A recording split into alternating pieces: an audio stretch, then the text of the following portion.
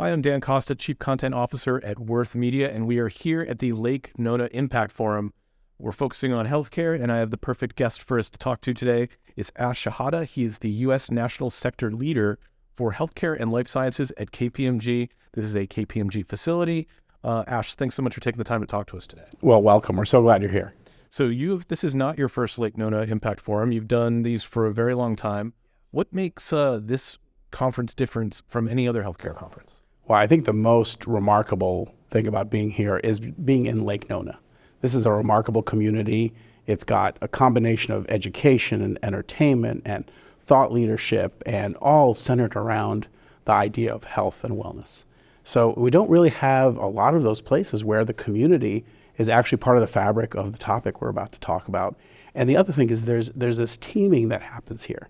We all get together, we share, we become part of the community, and every year it's just gotten better and better and better. So I hope that this year is going to be even another fantastic year. And I think the conference organizers always seem to outdo themselves, and I'm expecting the same kind of thing this year. So the conference is just ramping up, but who have you met so far? What kind of conversations have you had? Describe the diversity of the speakers and attendees that are here. Yeah, well, just ramping up is a great point, because I think there's been a lot of planning, obviously. And, during the pandemic, we'll talk a little bit about that, I know, we had a chance to really think through a variety of topics. So I'm excited that this year we're deepening our conversation on things like health equity. And we're really starting to understand, where the new innovations are in healthcare. I mean, we already had discussion with a startup that's talking about reconstructing heart tissue and being able to kind of rebuild, new hearts. And those are the kinds of things that happen here. It's bringing those combinations together. And then we're going to hear from heads of state and individuals that are really trying to kind of bring and reform healthcare at a higher level after the pandemic. So that's the kind of conversation that's happening here. And people are kind of bringing their ideas to the table, but they're also bringing maybe some of the things that separated us in the past, and hopefully casting them aside. So that's really, I think, why we call it the Impact Forum.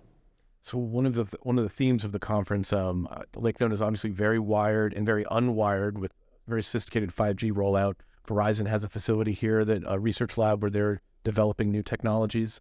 Can you talk a little bit about how that 5G connectivity has really changed the way healthcare works in the United States and in Lake Nona?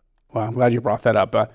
We're very fortunate to be the site of one of those early campus rewirings. And, I've really been part of that 5G journey in the discussions for many years. And today I was a little bit kind of celebrating, myself and a few other partners, we've been working with Verizon for almost a decade on this topic. And now we're finally here.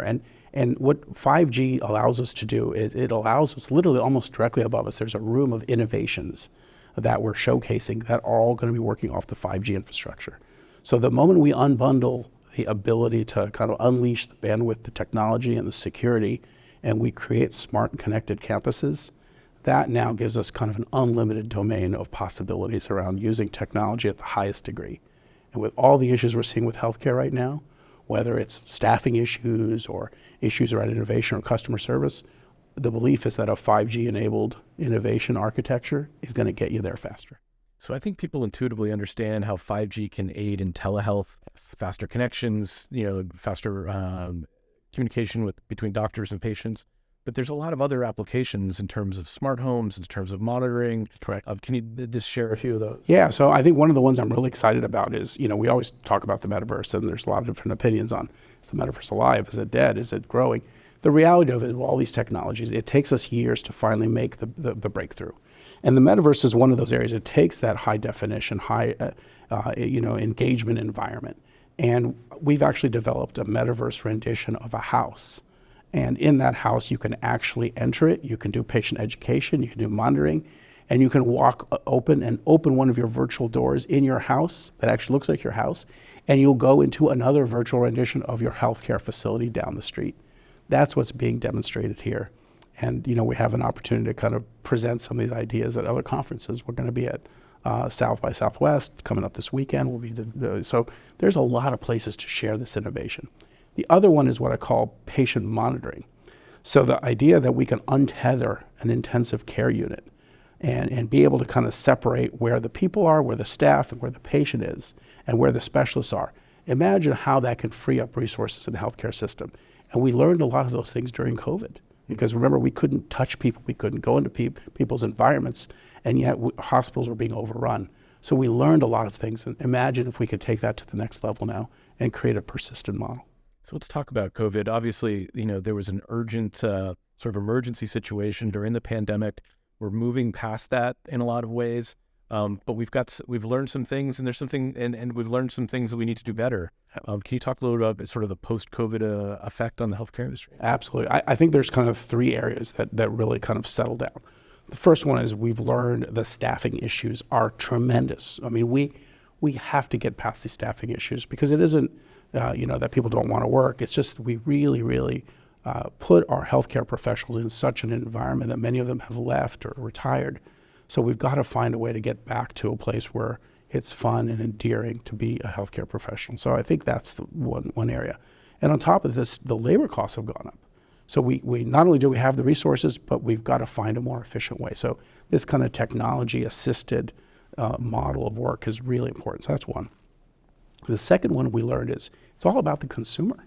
I mean, think of all the things we've experienced as consumers, whether it's banking or retail or finance, or everything is being done in a kind of remote environment, using our telephones, using our computers, and using a untethered environment. That's the way healthcare now has to be redelivered. And it isn't just about the hospital facility or the doctor's office. It's everywhere, and it's that consumer experience. And then the third one, which I think is going to be really, really kind of transformational for the industry, is we've also got to figure out how to create a model that's much more involved, and meaning that the payers and the providers and life sciences organizations are all committed to making investments in these gains forward. And I think that's the hardest one, because we've all learned through this pandemic that if we all work together because we have to, we can do amazing things. We can invent vaccines, we can save lives. But if we keep working in silos, we're not going to get there as fast as we can. And this conference is all about breaking down those. Exactly. Getting people to talk to each other across disciplines and across philosophies. Exactly. See, already you're kind of breathing the Lake Nona environment. That's right. There's something in the air. So we've got a couple of days before the conference ends. What innovations are you looking forward to learning more about and seeing in action? Yeah. I think we're going to see a few things. We're going to probably hear much more about mental health. We've all, I think, been much more attuned to mental health as a important care about employers, organizations, and people are much more transparent about talking about. So I think that's what I'm excited about. The other one is longevity. I mean, we've had so many gains in science, but are we really thinking about those gains in terms of longevity? Meaning, not only are we going to live longer, but are we going to live higher quality lives to the end and to the fullest possible, end of our lives? And that is, I think, a question that we're going to hear a lot of thought leadership on. And then I think the third one is going to be about public-private, working together, how governments and leaders can work together, and how even other industries like entertainment can become a big part of this. So we're going to hear those leaders really get together, share their ideas, and some of them are going to be very provocative. Fantastic. Thanks so much for taking the time to talk to us today. I really appreciate it. Well, thank you, and welcome to Lake Nona. I'm Dan Costa with Worth Media Group. If you want to hear more about these types of topics, go to worth.com. Stay tuned.